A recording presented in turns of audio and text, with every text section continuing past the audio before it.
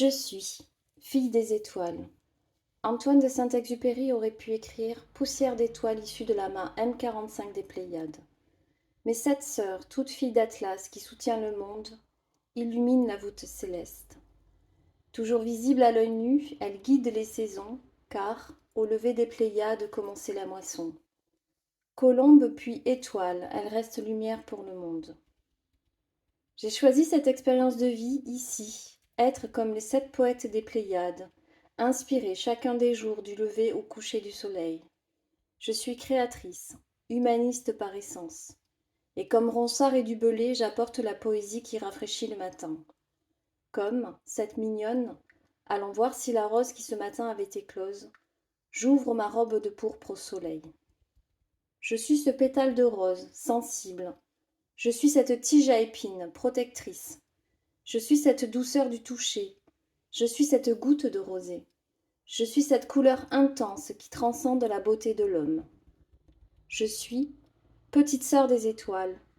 Je viens d'un monde fait d'amour pur, là où les idées fleurissent en pensée, là où les graines s'expansent à peine jetées, là où tous sont heureux du bonheur de leurs semblables.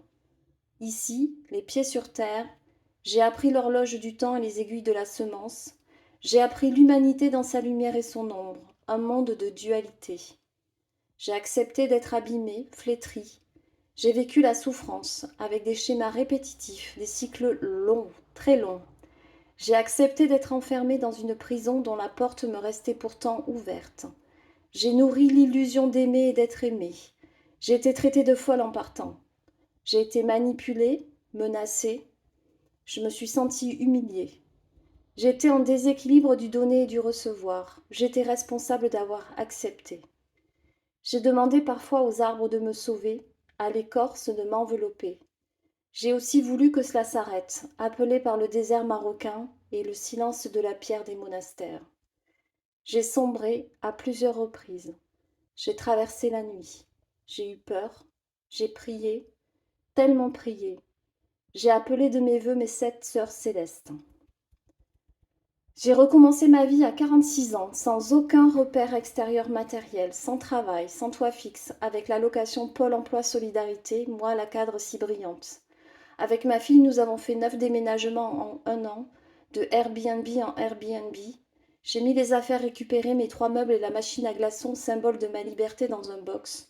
On m'a tendu la main, on m'a hébergée. Puis, j'ai remis un toit sur ma tête. J'ai retrouvé un emploi, puis un deuxième. Je me suis remise en sécurité ainsi que mes enfants.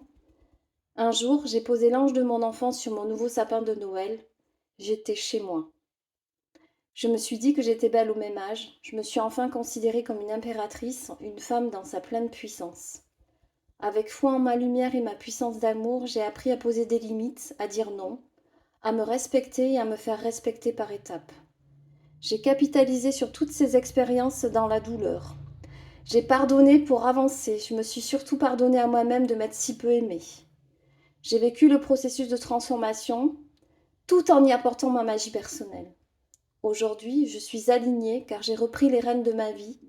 Je n'habite pas la case réconfortante de la victime car j'ai choisi d'être actrice de ma vie. Il n'y a qu'un seul chemin juste, c'est celui de la liberté d'être soi et de diriger sa vie. On ne peut agir que sur soi-même.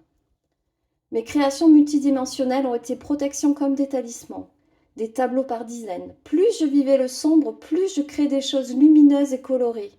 J'ai rajouté des papiers dorés dans mes œuvres. J'ai écrit le journal de bord d'une jeune divorcée, les aventures de Lily Poppins, pour mettre de l'humour dans le sordide. J'ai dédramatisé les déménagements en chaussant mes talons à paillettes. J'ai changé les titres de mes cartons pour ne plus savoir ce qu'il y avait dedans. J'ai transformé les moments d'hébergement en un tour de visite des baignoires des amis. Les difficultés m'ont fait ressentir encore plus fort le sentiment d'être vivante et vibrante, de rencontrer les gens avec encore plus d'authenticité et de force. Célestin et Lulu, deux retraités abiotes, en train de s'extasier devant les veuves du village, Nathalie, la comtesse italienne du Saint-Esprit, ou encore Serge, monsieur cinéma du 102, qui transmet son sourire en toutes circonstances. J'observais les gens, je saisissais ces instants de vie par les mots, je les trouvais beaux dans leur humanité. Je voyais des saints avec des skis dans les églises. Je créais des parfums virtuels. Je suis même devenue marraine d'une vache, Célisabeth, c'était l'année des S. J'ai conduit une torpedo jaune. J'ai joué à Miranda, agent secret en voyage immobile dans l'Orient Express, simplement calé dans les fauteuils cosy d'un grand hôtel avignonné. J'ai réécrit le clan des divorcés mixé avec le magicien d'Oz. J'ai même cherché une clé carrée. J'ai continué à me nourrir de beau.